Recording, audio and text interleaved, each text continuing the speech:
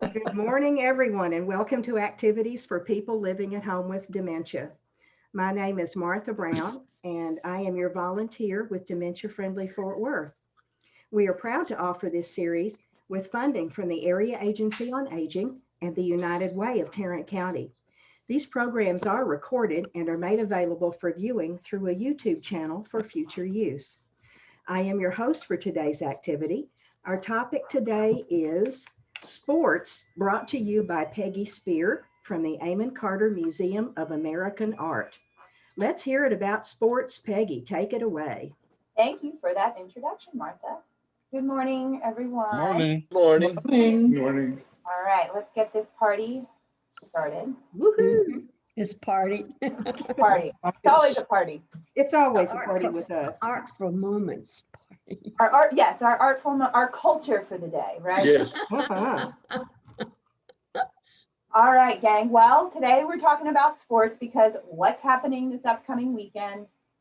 Super Bowl. Super Bowl. Oh my word, Super Bowl time. Oh no.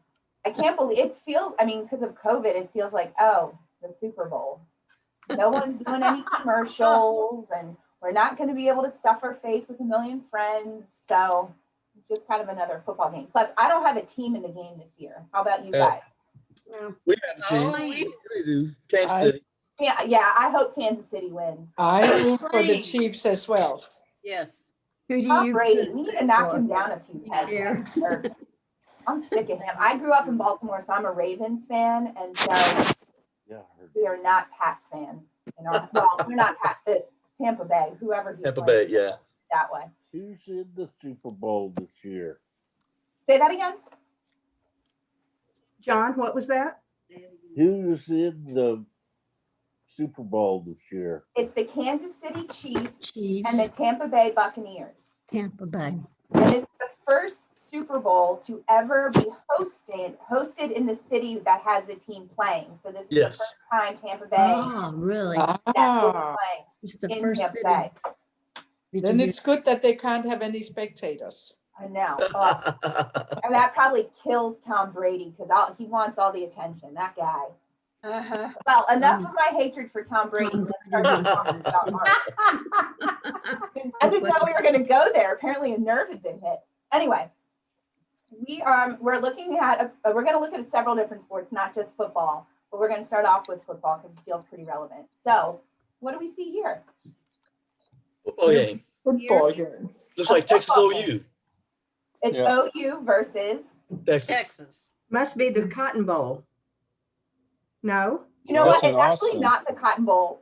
This I is- thought that too. This is actually down in Austin, Texas. And the only Austin. reason I realized I was Austin, on is because the Texas. title is Austin, Texas. Talking about the cotton. Oh, Bowl. it is. I know. I thought the same thing. I was like, oh, how perfect, Super Bowl or Cotton Bowl. Cotton Bowl. No. We're down in UT. So, okay, so let's kind of talk about what we see here. You guys identified the teams. So Mhm. there's immediate relevancy. Did anyone go to UT or OU? Or have children? Thank God, no. No. No. No. I went to the University of Houston. Okay, so another Good. Texas. That's Did good. anyone go to school in Texas or college in Texas? Are we all Texas people? Nope. Nope. Morning, Nancy. Yeah. Well, our kids went to A&M and their spouses. Okay. We went to Kansas State University. We were Okay. married at the time. I have two masters from two Texas schools. What schools, Steve? One is Lamar University, and the other one is Southwestern Baptist Seminary in Fort Worth. Oh, cool. very good. That's a lot of work. I know. Any other Texas universities, not UT, but Texas University grads in the joint? Baylor. Baylor, there you go. University Texas. of Houston. University of Houston. I can't quite see Miss Nancy. Nancy, could you get your daughter to adjust the camera so we can see Oh, your? Oh, there you go. There you go. Oh, Hey, perfect. Nancy. Morning, There's Nancy. that Morning, Nancy. smile. There's that smile. Thank you. Sorry to interrupt you, Peggy. Oh, no, you're fine. We need to make sure we can see everybody's put them. That's We right. stand umpire. We're looking at two Texas teams. So whether you went to these, or well, OU's not Texas, but two teams that John gave it. And if you didn't go there, you still know that football is a big old deal in Texas. Of course it is. Yeah. course it is. Texas I grew up Tech is I grew up Northeast. College football, it was like Penn State and Michigan. Everybody It was a very talking. different round of teams that seem important to us up there. But Yeah. all right, so what else do we see? We see we're in The the middle of umpire. the game. A full stadium. A full stadium. Doesn't that seem funny to see? That does, yeah. It does today. Yeah. It looks like Texas has kicked off to OU, and OU's what on the 30-yard line right now before they get tackled. Look at you. I'm amazed that you can see all that. I know that number, that yard call out. Way to Well, go. I pay attention to football. Yeah, we could tell. Gee. Did you hear that? Very cloudy, like it Pays might attention rain. to football. Cloudy, yeah, might be raining or about to rain. Okay, so let's talk about the perspective. Clouds. Okay, so I heard someone say clouds again. Yeah, the weather looks kind of overcast, kind of like Yeah. one of those fall days where you don't know. Well, Yeah. they already, Oh, it looks the like the lights lights are might be already on. on, it looks like. The Yeah. lights This are is on. in Austin, Texas. Also, Austin. the picture is taken at an angle, or is shot at an angle to help that forward motion in the tackle thing. It looks like Yeah. you're falling that way. Yep. Mhm. Janine, you're right. He, and we'll talk a little bit about the artist, but Winogrand was known for framing the picture in a way that it felt like there was action happening. So granted, the people in the photograph are moving, but it was framed in a way that you're caught in the motion of it. Where do you think this person, or, the photographer's standing where? On the Right on side. the line, right on the sideline at the 30-yard line. Right on the sideline. So you're kind of getting the perspective of who would be on the sideline. Bench players. Bench players. Coach. Coach. Coaches. The coach. the flag guys. The flag guys. Yeah, right. The ones holding the chains. Mhm. Cheerleaders. Cheerleaders. Yeah. Yeah. So the sense I'm getting is that whoever said coach or bench player, because I feel like you get, the ref is right there. You're kind of in the middle of play. And you get this sense of you're not a spectator, but you're not in the action, but you still have that stress as if you're in the action, but you're watching it outside of the action. I don't know. Does anyone else get that kind of sense? You're sort of in this like liminal state of Yes. not in it, but not Yes. out of it. Yes. Mhm. Mhm. The Yeah. bad part about photographers is they're looking at one spot, they don't see the rest of the action.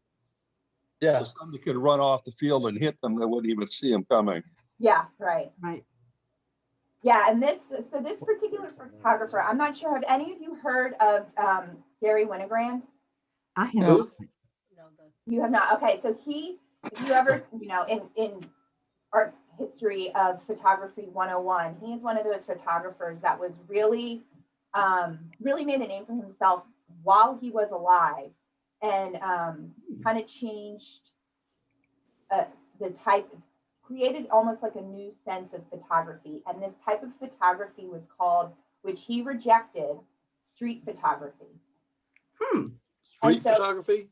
Yeah, street photography, kind of like photojournalism, kind of like a candid, but he was pushing something that was, journalistic photograph, photojournalism. He was pushing it to make it a fine art. So it wasn't just to document what you were seeing. It was more of creating, Janine touched on this way the photograph is framed. He was really doing it to create the art of it and not even necessarily tell a story, which of course we've just constructed a story, but that wasn't his intent. He was really focused on it, and kind of what Steve was saying, focused on seeing things through a different lens, even if he wasn't taking a photograph. So he was a professor at UT for a few years, a photography professor in the fine arts department. And he didn't really teach the technicality of photographing, of what your camera does and how you develop the film. He was really interested in helping his students learn how to see an image to then take the image, and learning how to frame and find find the balance, find the story, find the contrast, even though it wasn't about the story, and then snap that, and how does that translate into a camera? So he was really focused on the social landscape of things, not necessarily telling what was happening in that moment. I'm not interested in the score of this. Are any of you? No. No, you wouldn't necessarily care if you saw this, but think, oh, I need to see this in the sports section of a newspaper. You're kind of interested in, like, it. To me, I feel like I can hear the crowd being loud. Yeah. You get that sense of motion. So you're brought into what this social setting is, and you're not really interested in learning the exact story. So is this is this a photo in the Amon Carter? Yes. So this photograph we have in our collection, but it's one of these photographs that so many museums have in their collection as well. Gary Winogrand is in almost any American art museum with their weight in salt. But this particular photograph happens to be one of those photographs that is all, in a lot of collections across the country. And you might have seen his photographs, not knowing you're seeing his photographs. He really made popular this idea. He would be on the street, and he had a 35mm camera, so he was pretty discreet. And he would take pictures of people on the street, people window shopping, people interacting outside of stores, things like that, that had a sense of candidness to it. They didn't know they were being photographed. Often he wouldn't stage his photographs. He would happen upon these situations. So this, while it's not on the street, it's very true of his style to just kind of happen upon these pictures. And because he was a professor at UT, he was able to get on the field and get in the action because he was part of faculty. I have a question for you, Peggy. Mhm. The picture is not level, and I noticed that the referee has his feet in the frame, but it tips off to the left. Is the tip intentional? Is that the kind of guy Winogrand was? Most typically, yes. There was also, this he would have been seen, but there was also a discreetness to his photography as well. So he might not have always lifted his camera up to his face. There might have been some of that happening at his chest level because he was really interested in capturing the actual, not, oh, now I know I'm being photographed, I'm going to change my demeanor, my facials, whatever. Mhm. This is not necessarily one of the best representations of that, but like when he landed in Austin or was flying in and out of the airport, he would bring his camera with him and he would be sitting in the airport and take pictures of people sitting, waiting for their flights. And I can't imagine people would always be comfortable with him taking, Ah, but he would be in public places that allowed him to take pictures of people without having to sign. Again, I'm sure it was a little looser with legal situation, but it was a sense of, publicness that allowed him to catch the social landscape. And so Gary traveled throughout the whole country, Colorado, Texas, New York, California, taking pictures of these types of social street settings. And then for a while he was teaching in Texas and then moved back up north. For your information, OU won this game. Oh, you won this game in 74? Yep. Oh, how cool. Yeah, I pulled it up. And Peggy, number 29 is named Horace Ivory. Oh, how interesting. So if anybody knows anything about Texas football or Oklahoma football, I don't know if he ever did anything for himself after that or what happened. I don't know. Look, 29's right on 29. There we go. Yeah, it is, isn't it? Yep. Cool. All right, so we're gonna shift sports. We're gonna shift gears, and we're gonna move to another artist, another sport. Ooh. What do we see? Boxing. Boxing. Boxing. Say that again, Janine. I didn't say anything. Oh, I must have missed. Did someone say something? Somebody Boxing. said boxing. Boxing, yeah. I'm just hearing the voices in my head now. God. Yeah. So this is a really boxing fast. team. She talks really And, fast. okay. Does anyone know? Has anyone heard of the artist George Bellows before? Nope. no. Okay, so he is a New Yorker. was living in New York City in the early 1900s. He lived a very short life. I think he was about 41 or 42, somewhere in there when he passed away of an appendicitis. And there's, a joke in the art history world, if they died of an appendicitis, they probably were an alcoholic, but that's just how art historians are referring to them. So Remington died of an appendicitis. I don't think he was an alcoholic, but anyway, that's kind of, if you ever see an artist dying of appendicitis, you might want to read in between the lines on that one. Hey, I gotta know. It says George Bellows. Does that mean he yells a lot? I bet he does. Boy, What? There. so Bellows was a New York artist, and he was part of a group called the Ashcan Group, an artistic group called the Ashcan Group. Hmm. And it got its name from the, he was known for painting or depicting, sketching here,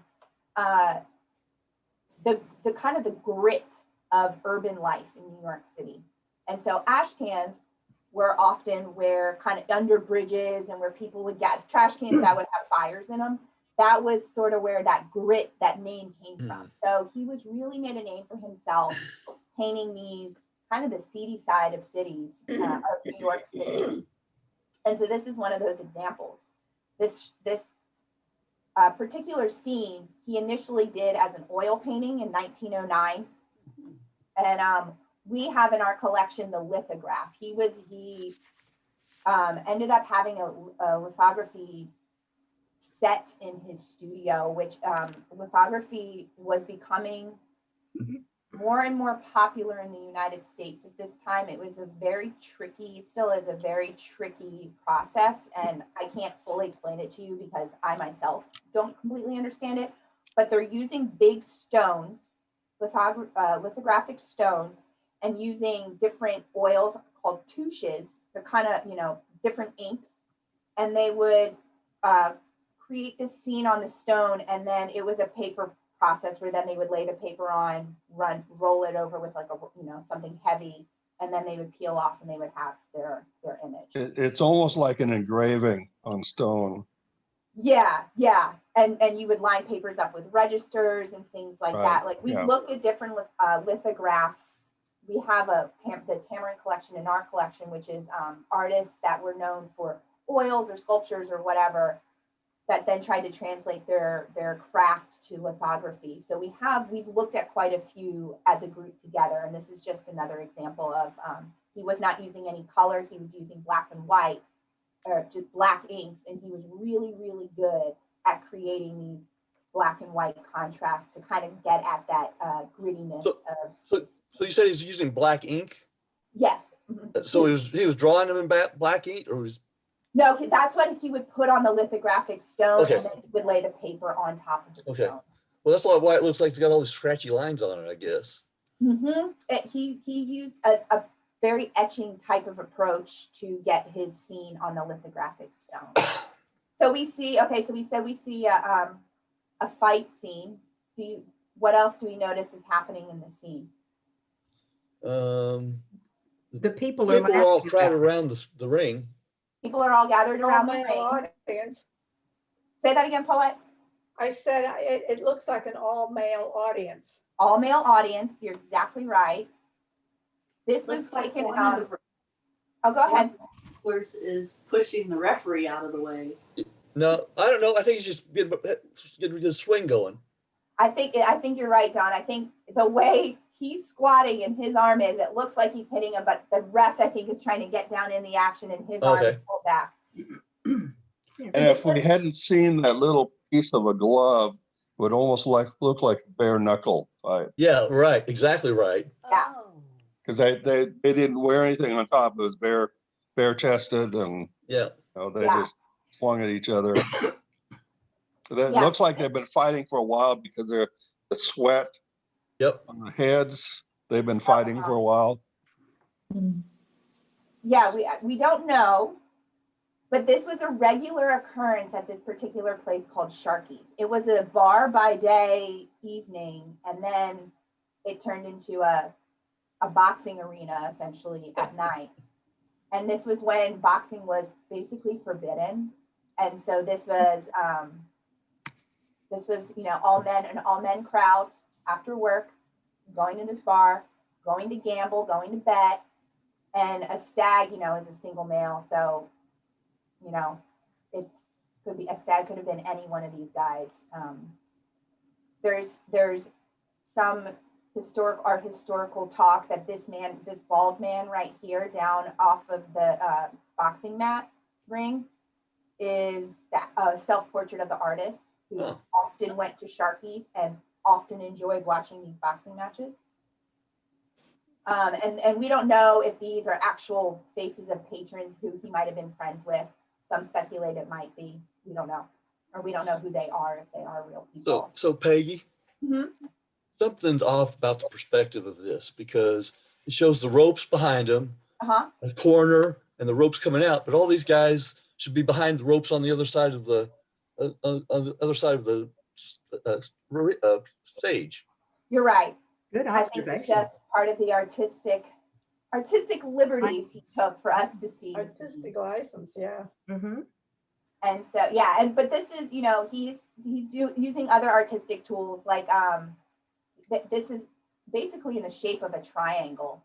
Yes. That's as old as time to really create a strong base, and your eyes kind of go up to the heart of the action up here. So he knew what he was doing when he did these types of things. And you wouldn't really be as interested if they had lines running across them in the middle of it. It might kind of take away from the action. Mhm. So You this was know it's loud because of how the men are turned to each other to talk.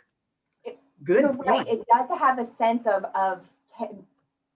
motion and Happening. not chaotic, but kind of Yes. hectic.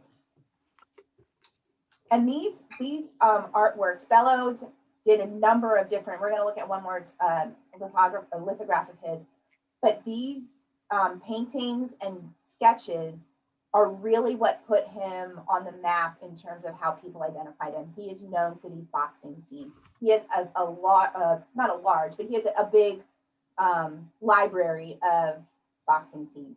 And in his time, he created around 200 lithographs. So he did a number of boxing scenes. And again, this is one of these artworks that, while Cleveland Museum of Art has the actual oil painting, a number of museums in the US have these prints of the boxing scene. So switching gears, we're still in Bellows, but switching to something a little brighter. This is another one of his sketches. So Polo match. Polo match. So what do you see here? Horses. Horses, Mhm. mallets.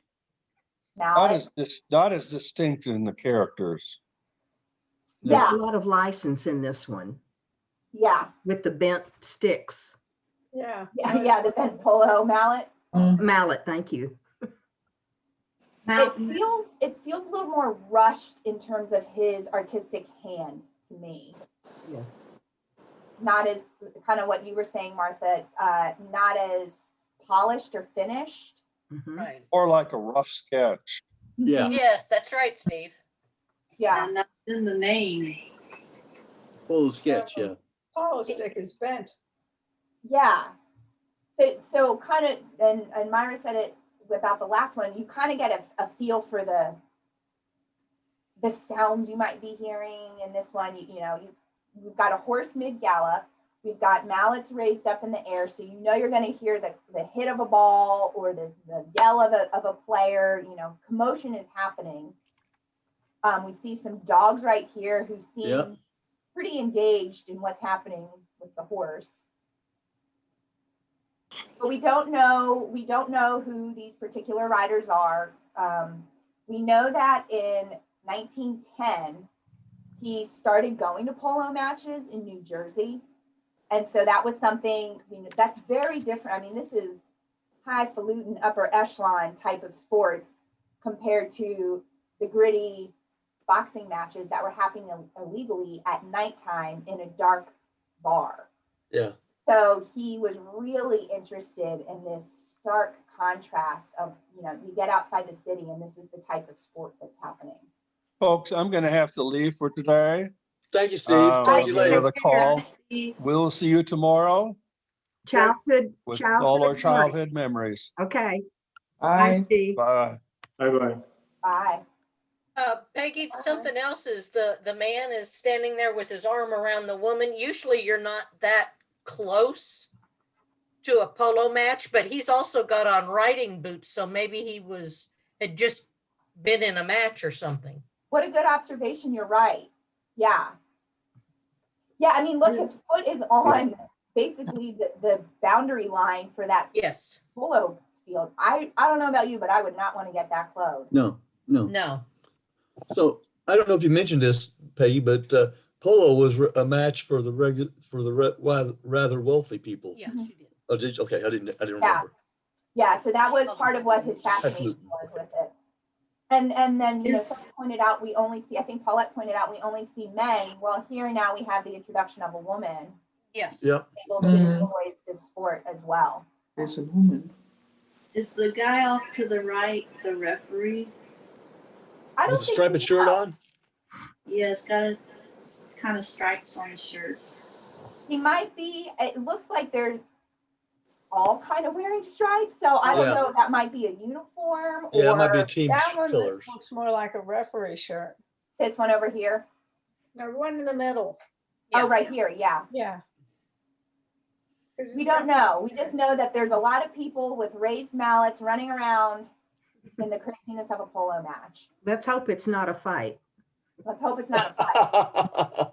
Well, they're riding horses and swinging, Striped shirts are the swinging guy. things, ballots. I'm sure some people get hit. All right, we're going to jump to the next one. This is just a quick one because I found these photographs and they're pretty fun, but of a tennis match. And Carl Struess, Ooh. this particular photographer keeps coming up with us. He's the one that had the really cool Christmas cards that he made with his family. He's the one that they had a picnic on the beach with his little girl, Barbara. Oh, yeah. Yes. Yeah. This is that same photographer. And so when he moved to LA, he got really interested in going to tennis matches, and he was a big player himself and a big fan of the sport. And this is at the like one of the country clubs, tennis clubs in Los Angeles. Mm. So just a fun one for any of you tennis players out there.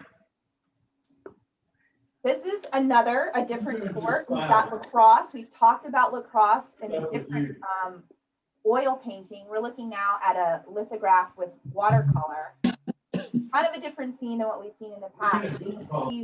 What catches your eye first? They're Indians. They're native, yeah. You're brown. But didn't they invent the game? They did, Yetta. They did, yes. So yes, we've got, I think he's done a number of Choctaw playing, the Choctaw Nation playing. This is in Oklahoma. So it's not labeled Choctaw, but I'm pretty sure that this is Choctaw Nation playing lacrosse. I'll be. Looks like an awful lot of players on the field. Yeah, there might be more than one game going on here. Both of you are correct. So George Catlin was a white explorer, so to speak, that came with different U.S. groups, government groups that came to kind of explore the land and the whole bit, Oh, yeah. military groups. And so George Catlin would record often pretty quickly and often on the back of a horse what he was seeing to try to bring back east what was happening out west in terms of American Indian activity. And Catlin was just enamored with these ball games, but we know it as lacrosse, but these ball games. And he wrote a very detailed description once of a Choctaw Nation lacrosse or ball game happening. And yet he said that there were between 800 and 1,000 young men playing at any given point. Wow. Whoa. Ooh. So we don't know if that was an exaggeration. Catlin was known to do that. Not exactly. I mean, he's seeing it through a lens that he was not ever immersed in these cultures. It was him watching from the outside. he never formed close relationships with any of the nations he would record. So who knows if it was actually that many people. It would go for days often. These the nations would all meet, different parts of the nation would all meet at one, come from miles and miles away and all meet in one area where they could play. And each team would set up their own goalpost. Mm-hmm. So these were often about 25 feet high. They're pretty high and about 8 feet apart, something like that. Mm-hmm. And that would kind of be the home base for the different teams. So they'd start playing from about 9 o'clock in the morning until sundown. And then at night, they would have different ceremonies, dance ceremonies. The women would then perform, and families would come and watch this. Children and women were often watching, spectating. Older men were often the referees, so to speak. But you would see, and they're painted here, but they wouldn't always be painted as the games went on. This was kind of like their opening ceremony, so to speak. And you can see, I mean, like you see all sorts of different things happening. Oh yeah. Here we've got some sort of round or some sort of ball, scuttle happening. Here we've got people, they're not even in the ball action. They're just fist fighting over here. Yeah, right. I was gonna say, this was like a fight was started, then a lacrosse game came out of it. It's really true. And they were not wearing, all they would be really wearing is, you can kind of see their tail pieces. Yeah. Kind of like their loincloth. And, they weren't wearing any sort of protective gear. And I'm going to show you what the men today are pretty protected. Yeah. Wearing helmets, gloves, shoulder pads, elbow pads, chest pads, mouth guards. Yeah. And they're not using a rock, they're just using a rubber ball, whereas these guys were often using rocks.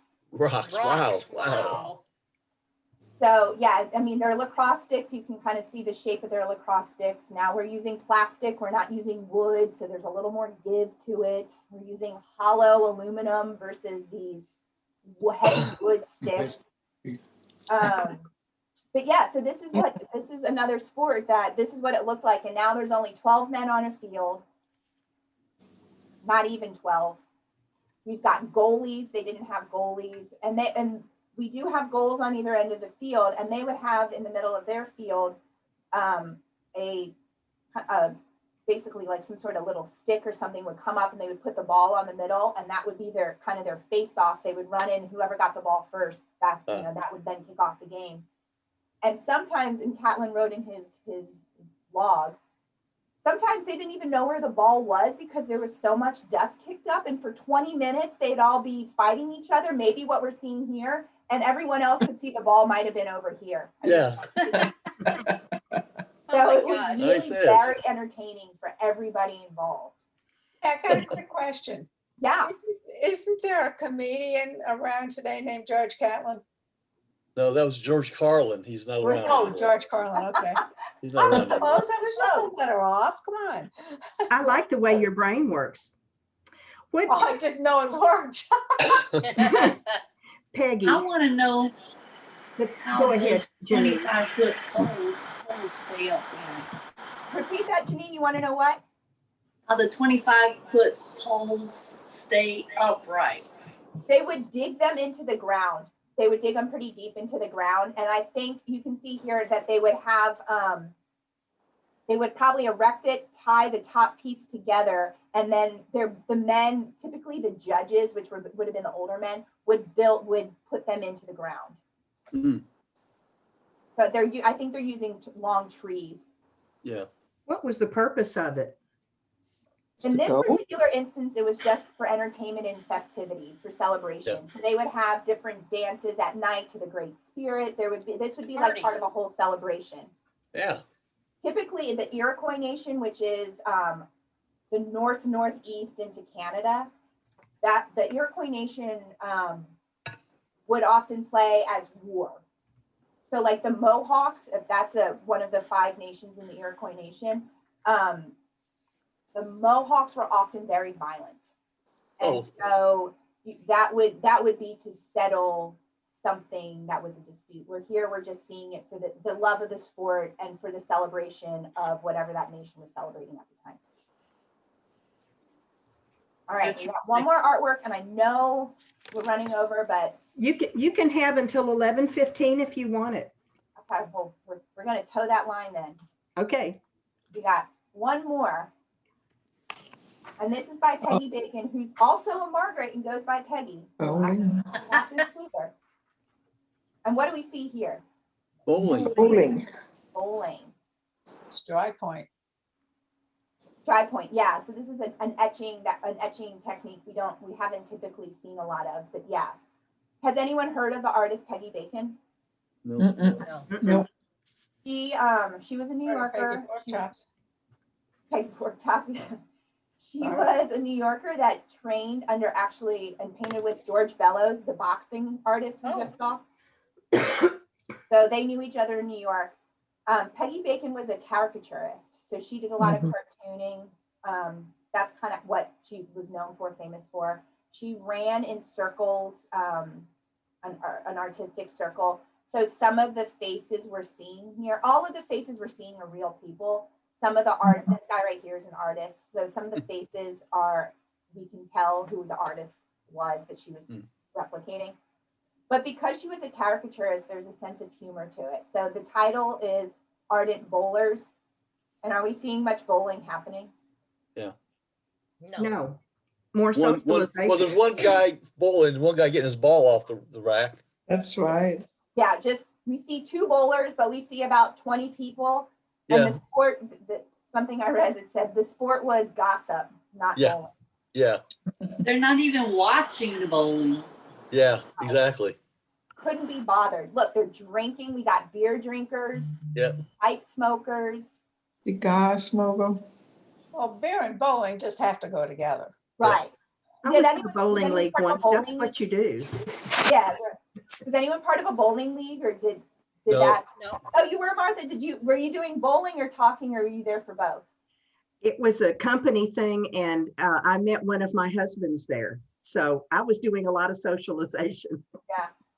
You were one of the ladies here with a beer or a martini in her hand. Exactly. Yes. Daddy was in a bowling league until the pandemic. Oh, Oh. man. I remember there was bowling where you put your fingers in the ball and roll that. And then there was the other one with a little tiny, Oh, duck pin. yeah. Duck pin bowling. Yeah. We did that growing up because could actually hold the ball. But yeah, so Peggy Bacon did a lot of caricaturing, and she was never mean. It never got ugly like some cartoonists might tend to do. And so here she wasn't particularly capturing, it was this bowling alley is identifiable too. It's on 3rd Avenue in New York City. She wasn't capturing one particular night of bowling. She was capturing the overarching feel of what her bowling night looked like after the week. And so she's not making fun. She would never make fun of anybody. You just kind of get certain personalities, the good parts of their personalities shining through. And then in the 30s, she decided, you know what? It's not for me anymore. I don't really like this. And she stopped doing caricatures. Hey, Peggy. Yeah. What does it say over here on the right side under the drawing? I cannot. Peggy Bacon. Yeah, it says Peggy Bacon. I think that says affectionate. Something. Party? Bishop. Yeah, I can't read it. And then the title, and yeah, I don't know what that says. And I don't think in our database it transcribed what that. Okay, just curious. Affectionate greetings to something Bishop. Yeah, I think that's right. Isabel? Does it say Isabel? Isabel, yeah. Isabel. Isabel. Yeah, maybe. What a team we are. We need you guys up in curatorial stat. Get on up there. So this is one of those artworks, though, that again, it's in so many collections across the country. This was one of Peggy Bacon's most famous caricatures, and so a lot of museums have this artwork, but it's on paper, so it's not exhibited a lot because of conservation needs. All right, well, I'm leaving you with all of the sports today. All right. Hey, Peggy? Thank you. Yes, Thank you, Peggy. great. I'm great. not. Oh, go ahead. Oh, loved it. Great job. Great job. Thanks, Paula. I can't remember, per usual, what we're doing next week. So, Love. Oh, right, February it's Valentine's Day. I wouldn't February remember 10th, which we're show doing love. anyway, so Oh, it'll be a love? surprise. Oh. Bye-bye. Good love. All right, gang. Well, I love all of you, and I will see you next week. Oh, For goody. Valentine's Day. Oh, yeah. Thank you, Peggy. Bye, Peggy. Yes, ma'am. Thank you, Miss Peggy. Bye-bye. Bye, everybody. Bye, gang. Can you see this? We can see everybody. Can you see the purple screen? No, sir, ma'am. Okay. No, ma'am. All right. Let's try sharing the screen, Martha. That helps a whole lot. Yes, ma'am. One more click. Okay. Tomorrow we have Childhood Show and Tell with your host, Gail Snyder. She was trying to decide what days she needed to be gone to do some administrative things. And she said, I really want to be there for Childhood Show and Tell. Okay. So she's looking forward to this, as am I.